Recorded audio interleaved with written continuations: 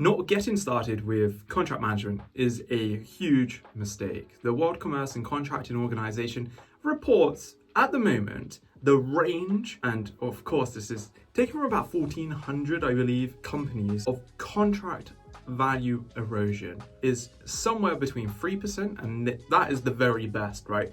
So the very best of, say, procurement teams, their contracts are only losing 3% of their overall value, which is still, I'd say, unacceptable. Like, you don't want that. Of course, there's loads of reasons why that could happen quite naturally. It's very hard to maximize contract value, something you should strive for, absolutely. But then on the other side of the scale, we actually have a 20% plus of value erosion. And I'm kind of butchering the World C&C stat somewhat in that this also includes sales contracts, and the impact on revenue is effectively what we're talking about here. It's not just sales contracts, procurement contracts, sales contracts, just any contract. But we have to consider that a lot of cost is tied up in procurement contracts, so we really need to get these right. And the way I think about it is, if you're not starting contract management now, the next best time to start it is, well, like in a minute, right? So in this video, I'm going to run you through my plan, my guide as to what I would do if, say, you are hiring a contract manager for the first time, or if you were going to attempt to do contract management without a dedicated hire. This is like a 90-day roadmap, and let's break it down. So the way I go about it is I typically focus on three main areas. So area 1 is relationships and benchmarking. Area 2 is processes and assets. Area 3 is visibility and ownership. And I would say that focusing on area 1, relationships and benchmarking, is always the go-to point.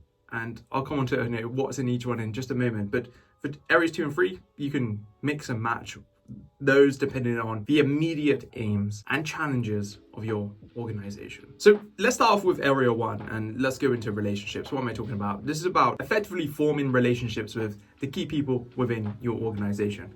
And of course, if you're a contract manager joining procurement, then everyone in your procurement team, then you just need to make really good relationships with them, good partnerships, figure out how to work together, what each other likes, dislikes, things like that. You understand that.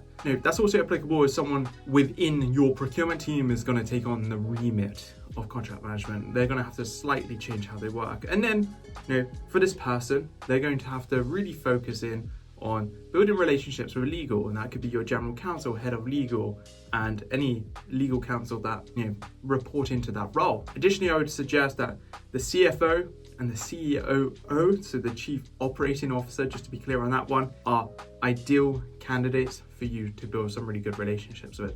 I think, especially on the CFO front, you can make some really cool savings just solely as a contract negotiator and a contract reviewer, a redliner. Just doing those activities alone can save your organization so much money, so much risk avoided, things like that. So it's just a really good relationship to have. And then depending on the maturity and size of your organization, you may have like a chief risk officer, a data protection officer, those kind of roles, really good roles to build relationships with, because as many of you will know, as soon as you start working with contracts, you'll realize actually they are, part of the document is really to encapsulate risks and manage risks.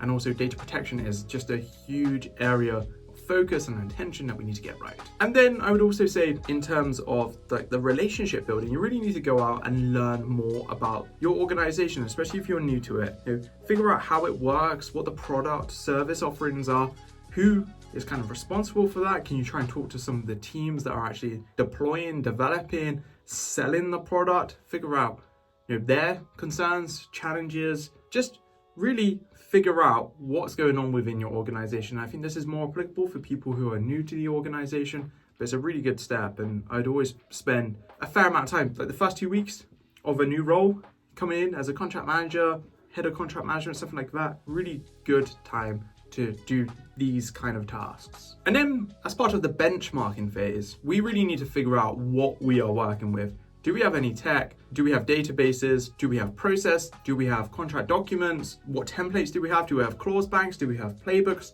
What do we have, and what are we missing? And what are we gonna have to build from scratch, or what are we going to have to iterate? And that's really going to allow you to start figuring out your next commitments, say over the next 30, 60, the next year, right? Because some of this will take longer than just 90 days to actually deliver on. So where I go next is focused on processes and assets. And we've kind of just benchmarked all of this, right? But we now know, say for example, that we have an okay contract review process. Someone reviews a contract, it gets signed, it's gone through approvals and then gets stored somewhere. Let's just say we've got an okay process, but perhaps we don't have a contract renewal process. And we all know that contract renewals are a really sticky area. If you get it wrong and you don't have one, you typically miss a lot of auto renewals. You just keep buying stuff that you don't need because of contracts renewing or getting extended, or people just not realizing that you have them in place. So that's where we really want to focus, I would say, on those two processes in particular. We either want to fix them, iterate them, or build them from the ground up. And I would say that's an immediate task, and I'd almost forego doing anything else at this stage, apart from obviously the business as usual work, which, just a caveat, you have to do all like the contract reviews and everything else whilst you're doing all of this good stuff. And then I start thinking about a playbook. So a contract playbook, I'll cover this in another video, but in short, it's a document that covers all of your risk positions and what you're happy to sign up to in any contract. So if you don't have one of these, it can be really hard to even know what your business is happy with in terms of contract review. So say you're a contract management professional and you have to escalate certain issues to, say, your legal counsel or head of legal, you need to know what they are. So a contract playbook is a really good document, a really good tool to figure that out. And it ensures that you have to go out throughout the entire business to build this, because you need to have the inputs from, say, finance, from risk, from legal, from data protection, kind of coming back to my earlier point of that's why I'm so keen to build those relationships up front, because a lot of the tasks you have to do as a contract management professional will interact with various different roles. And during this sort of 30-day window, I like to think that you can build a fairly decent contract review process and a contract renewal process. There's so many guidelines online, you can find them. I'm more than happy to do a video on like how to build those super simple processes, I would say, to build for your organization. And now we need to get into the phase of what's our commitment to our business? What are our service level agreements with our business? How long is it going to take for us to review a certain type of contract? How long is it going to take for us to respond back to requests that come in?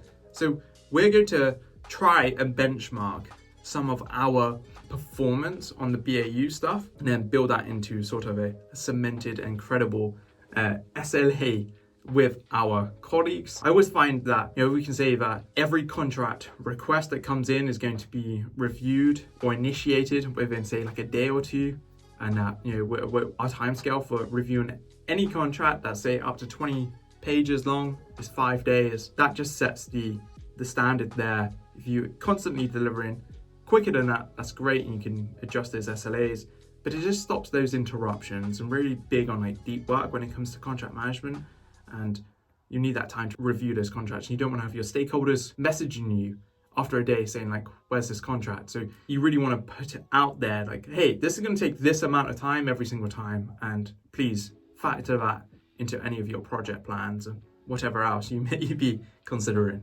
60 days are gone.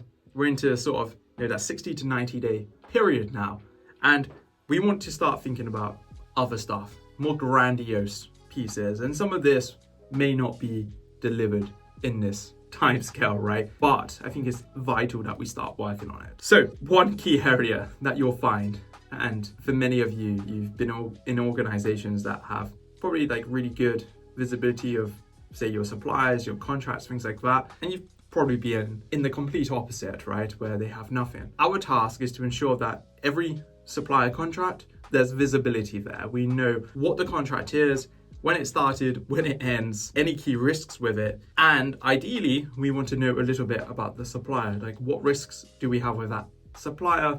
Are they performing well? Things like that. So this will effectively explode a whole range of different tasks, because we've got to consider both the pre and post signature phases of contract management here. But it's an important step, because as soon as we have all of that visibility, we can start doing way cooler stuff when it comes to the maturity levels in our contract management team. By now, we will have an understanding of our contractual templates. We would have reviewed a number of contracts. We will understand the more regular requests that we're getting. And I think it's really important throughout to document what we've reviewed, what type of contract it was, how complex it was, and then almost benchmark it. So if we were reviewing a lot of supplier terms, could we replace those supplier terms with just a standard, well-balanced template from our organization? For SaaS and stuff like that, software, probably not. For services, absolutely. For goods, potentially. Non-disclosure agreements, loads of options there for sure. And that's really where that focus should be. I'd always say that, I've always operated sort of in a solo role. Like, I've not really had a huge team. I've had outsourced teams, and I always want to get that work off my plate. I always want to delegate it. If I'm the head of contract management, I shouldn't really be focused too much on that kind of work. So, outsourcing it to a legal provider that perhaps we're using, outsourcing it to a different, there's very good providers, let's say in India, that understand English law, can really generate good contracts. But equally, there's like organizations all over the world that can do really good contracts fairly quickly for not a lot of money, and it just frees up so much of your time. So I would start thinking about things like that. And like, just coming back to the non-disclosure point, like, I'm a big fan of what One NDA is doing, bringing something like that, a standardized NDA on board to really automate a lot of that process would be perfect in my very humble opinion there. And then the last like really big focus area, and I think this is going to take quite a while to do, but you should absolutely focus on it, is contract ownership. And this means that every single contract in your organization must have someone who owns that relationship with the supplier. Now, I'm not saying that you as the contract manager, the procurement leads, procurement managers, however your team is structured, they shouldn't have any involvement. They absolutely should. You should be a point of escalation. You should understand stuff. You should be managing those suppliers. But typically, if we've got a service offering, a consultancy offering, a SaaS agreement, something like that, there'll be someone in the business that is using that and talking with the supplier way more frequently than you are. And they will need to have a whole bunch of responsibilities with that supplier to get the most out of them. And I don't think these are overly taxing, but they will be potentially different to what your internal stakeholder is used to doing. So you're going to have to effectively set out what contract ownership is, which supplier contracts you're going to focus on initially. I would always segment and focus on your most critical suppliers, and then start to slowly roll it out as you get to sort of those let's say less important, those more transactional suppliers. So if you can really nail down contract ownership, what that's going to do, and I spoke at the outset of this video about contract erosion, you're going to ensure that performance is being monitored very early on by your colleague, right?